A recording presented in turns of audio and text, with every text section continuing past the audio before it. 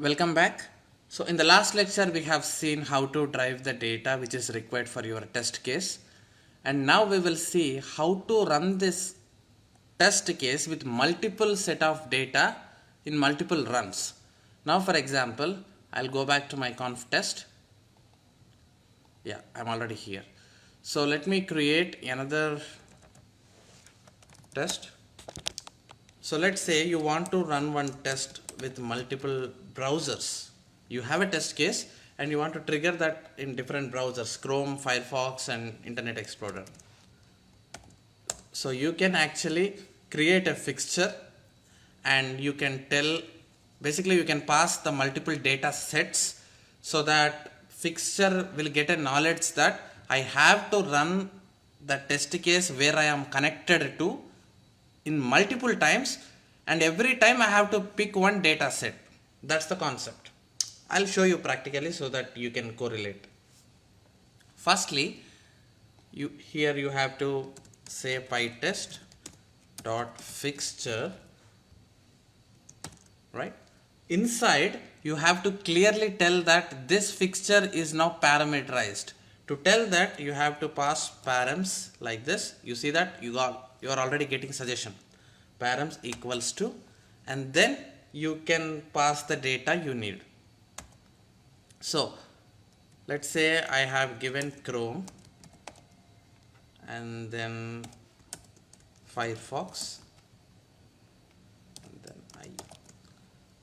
so it also accepts this tuple, and now when you pass like this fixture on the first run picks Chrome and it will give this Chrome to your test case and your test case will run. And this fixture again take Firefox and it will invoke your test case again for second time by passing Firefox as an input, and third time IE as an input. Again, if you are familiar with the TestNG framework in Java, it's like TestNG data provider running test with multiple data sets to achieve parameterization. Okay, so now let's send this data. How to send? So your actual data is here, right? Now you need to send it. To send it, there is a instance which you have for fixture. Okay, that is a request. Basically whatever you declare in this level, and each time one will be picked, right? That will be sent to this parameter called request. Okay, and request is one of the instance which belongs to fixture. And now you have to say return request dot that specific param. So this is an request is tied up to fixture.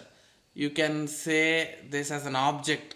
Okay, object dot param. When you say like this, for the first time Chrome will be picked and it is sent. Okay, just a new concept. Remember, you need to use this request instance only when you have fixture with some values available. All right, nice. So you are sending it, and let's take that into our fixtures data. So I already applied this in class level, right, which will be applicable to all tests. So let me do one thing. Do we have any other test? I want to declare here. Let's do it here. I do want to separate that parameterization and data loading. That's it. Okay. Def, and the test, you can say cross browser test. This is a test case. What is the basic now? To attach this test case to that specific fixture, you have to pass that fixture name as an argument, right? That's a mandatory, which we are seeing from past few lectures. Cross browser is the fixture name. So copy this and come back to your test and place it here, so that now you have successfully attached that specific fixture to this particular method. Self parameter is not required here. Why? Because we are not wrapping all these test methods in class, so that's why it's not required. So whenever you wrap anything in class, then self parameter is the mandatorily required. And now I am writing this in another file where we are not wrapping any self, we are just having pytest methods like this. Alright, so now what happens when you try to print cross browser? What does it print? And when you run this, now for the first time this test now will run 3 times, because we are parameterizing it with 3 different data. For the first run, this will send Chrome into this. So as you are printing just the fixture, and the fixture is written in Chrome, so Chrome will be printed. And next time when you try to print, Firefox will be printed and IE will be printed. So let's see. This is in test_demo1.py. Edit your configurations and okay, apply, okay, done. Run the test. Cool. Let's see what happened. You see that this particular test_cross browser executed 3 times, and first time Chrome, next time Firefox is printed, and next time IE is printed. Okay, so now this is how you can actually run your test with multiple data sets. Now you might have a question here. That's fine. You have shown for first time it will run with Chrome.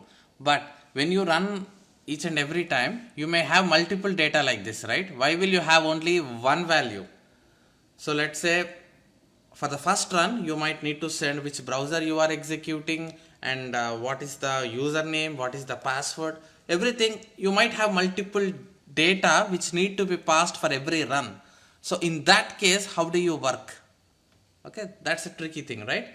So if you have a requirement of such, then you actually need to wrap all your data like this in square bracket, so that, give me a second, let me fix all this issue. Right, so basically tuple, right? Tuple is the whole set. So this is the whole set. In this complete set, now we are treating this one complete block as first run. Okay, you can have multiple data values in one single run. If that is the case, make sure you put it in brackets like this. Ultimately, you have to send values separated by comma like this. This is first value, and this is second value, and this is third value. And when you are running for first time, if you think you have so many values to add, you can simply pass them, but make sure you wrap them in brackets so that PyTest can understand that all this belongs to first run only when you wrap like this in brackets. And when it is executing second time, then Firefox will be picked. And even for Firefox, if you think that you have multiple data to pass, then again repeat same thing. And IE. Let's say that IE in third run you just need only one value. So this is how you can actually send multiple values in one single run. So now what happens? This particular test will run 3 times. So how many times will it run? You can simply see the square bracket tuple and see how many commas you have. This is 1, 2, 3. So this test will now run 3 times. For the first run, it will pick all these 3 values. And second run, these 2, and third run, IE. Perfect.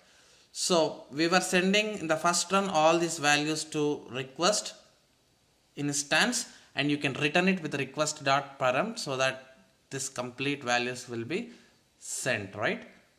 Okay. Now when you say cross browser, in the first run, these 3 values as a tuple will reach here, isn't it? Now out of them, if you want to print only 0th index, so that means in the first run only Chrome will be printed. Okay, and in the second run 0th index is Firefox, so Firefox will be printed, and third run IE. So let's say I would add one more value here also. SS, something like that. Okay, right. Now what I will do, I will ask to print cross browser of 1. What happens now? So every time when it brings the data set, this time we are not printing complete tuple. In that tuple, we are only extracting first index. So in the first run, Rahul will be extracted because it is at the first 0 to first index. In the second run also, Rahul will be extracted. In third run, SS will be extracted. Let me write Shetty in second run. So Rahul, Shetty, SS. These three values should print in the output because you are using to print something in the first index. Alright. So let's run this test. So again this test will run 3 times cross browser and you see that Rahul, Shetty, SS. So this is how you can parameterize with multiple values. Okay, when you see documentation of PyTest, they will simply show with one value and leave. And you will nowhere find how to send multiple values in one single run. Because in real time, we will not send one single value, right? We will send lots of values for one single run. So this is how you can do it. But don't worry, we will still more optimize it. Instead of writing all the data here, we will declare in some another class and we will call it. But this is how you can achieve parameterization in fixtures. And this is how you achieve data driven. This looks easy, right? In the fixtures concept. So let me quickly just write some notes because I know that we are having some notes here. How can we put this? Data driven and parameterization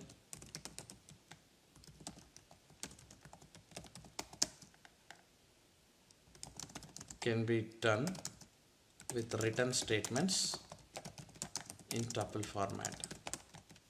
Okay, just a basic idea. By going through this line you can find it. And earlier we know how to fixture and make it available to all test cases, but we did not write scope 1.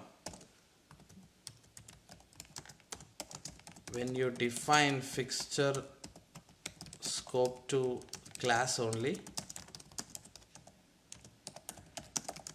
it will run once before class is initiated and at the end after all the class methods are executed. Okay, just a high level rough notes. Alright guys, so that's pretty much about fixtures. I hope you have got enough knowledge on this, and we will be doing some practice exercises when we are working with framework. So in the next lecture, let's talk about HTML report generation. I'm going to skip this command line arguments for now because you will be overloaded with so much of information and you will confuse. So I'll quickly wrap up this PyTest concept and then we will bring that in our next section. Okay, thank you.